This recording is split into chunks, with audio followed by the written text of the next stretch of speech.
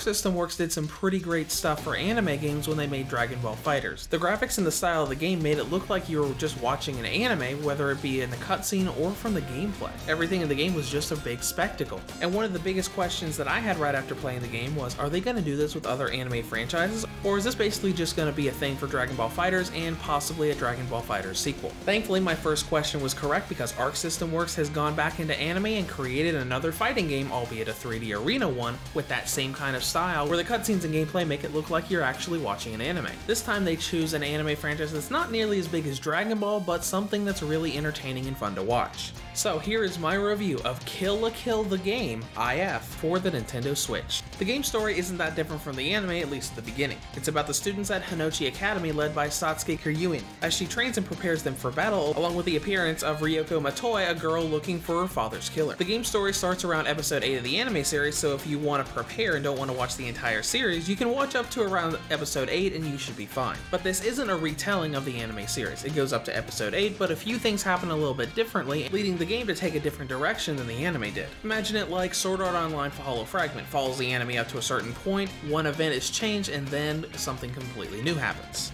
Now there are two things that I really love about this game's story mode. Arc System Works design have made the entire story mode look just like the anime looked. Not just in graphics and design, but with how text pops up on the screen, camera angles, and all around, it just looks like scenes from an anime instead of scenes from a game. And to help with that are the return of the original English dubbed voice actors from the anime series. Because you will not choose someone else to represent you. I just watched the anime series about a week ago on VRV, and I was not expecting the original English dub voice actors to all come back to reprise their roles for this game. Upon booting the game up and switching to the English language option, I was surprised with how high quality all of the voice work was done. Listening to the cutscenes in the game felt like I was just watching another episode of the anime on VRV. When it comes to gameplay, Kill la Kill is a 3D arena-based fighting game. Across all the game modes, you're going to be wandering through small 3D arenas and fighting enemies with fighting game combos. To start things off, let's talk about the roster and then the game modes. The character roster in this game is pretty small. You've got 8 playable characters, with 2 of them having alternate forms that change up their combos and abilities. But even with those and the 2 free DLC characters we're getting later on in the year, it's not that big of a roster, especially considering there are tons of characters that I remember fighting in the anime series that are nowhere to be found in the game. Granted, all the characters we do have are pretty diverse in how they play versus the other characters. It's just not nearly as big of a roster as I was expecting. When it comes to game modes, the biggest thing you'll be doing is story mode, which has 2 campaigns, one for Satsuki and one for Ryoko. And with other single player content, you've got training and tutorial modes versus that you can use to fight the CPU, as well as a couple different survival modes so you can fight against other characters and other enemies. And with multiplayer, you've got local split screen and versus mode, as well as a couple online modes that let you search for runes in both player and ranked battles. As I said earlier, story mode is the biggest thing you're going to be doing in the game. It's the longest game mode and it's got the most stuff for you to do.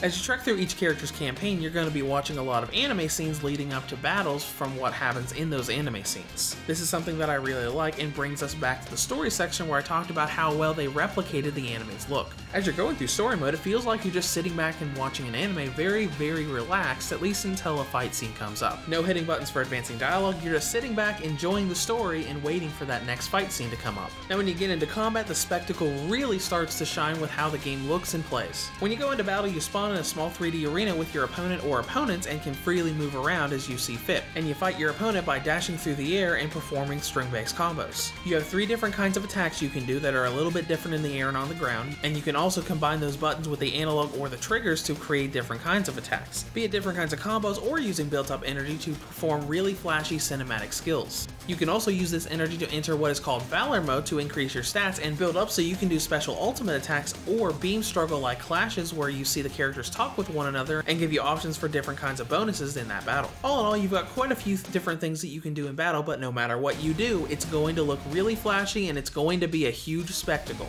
The game doesn't really look any different between the cutscenes and the gameplay, so everything still looks like you're watching an anime as you're flying through the air and dishing out all those fast-paced combos. So just like Dragon Ball FighterZ, or maybe even a little bit more so than FighterZ, it's really a lot of fun to play through the combat system. Connecting attacks feel really hard, every combo you pull off feels really satisfying, and all around it's just a super adrenaline-filled game. But with as fun as the game is, there is one big flaw: content and length. When I'd gone through the game, I'd completed both campaign modes in a little over 4 hours, and that's pretty much when I unlocked the entire game's roster. Now you can still go through the other game modes to get currency so you can unlock all the stuff in the gallery like music and character models, but overall you're pretty much done with the main point and main campaign once you get those 4 or 5 hours done and finish the story mode. Granted, what content is there is really good and really high quality, there just isn't that much of it. When we get to presentation, we get another spectacle. The graphics and style of this game make it look like you're watching the Kill la Kill anime except in a video game. Just like with Dragon Ball FighterZ, it's beautiful to just watch even if you're not the one playing. Now there is one nitpick I have with the animations, and that is how everybody's mouths move. This isn't the whole lip flap debate you see in anime all the time. The mouth movements just look really choppy in the animations. Even when you go back and look at the anime, it flows really well there, but when you get to the cutscenes, everything else looks and flows nice, but everybody's mouths just look really choppy and stuttery. When it comes to performance, I don't really have many complaints. There are a few frame drops here and there in some of the more cinematic animations, but they don't really happen during gameplay, so they're probably not going to mess you up when you're fighting. Now let's dive into battery life, which is more than I was expecting. Kill la Kill the game has a battery range of 3 hours and 52 minutes on high settings, up to 4 hours and 22 minutes on low settings. Now in conclusion, the Kill la Kill video game does an exceptional job of making you feel like you're watching an anime just with interactive fight scenes. From the game's design to the return of the original English dub cast, everything just feels really great as both an anime fan and someone who really enjoyed the Kill la Kill series. Now on the downside, it's got a pretty small roster and there's not really that much content here with a story mode that barely lasts 4 or 5 hours. But if you're a fan of the anime or managed to catch this on a sale later down the road, what content it does have is really well done. Reviews to Go rates Kill la Kill the game for the Nintendo Switch an 8.5 out of 10. If you have any comments or questions, feel free to leave them below. Thanks for watching and have a great day.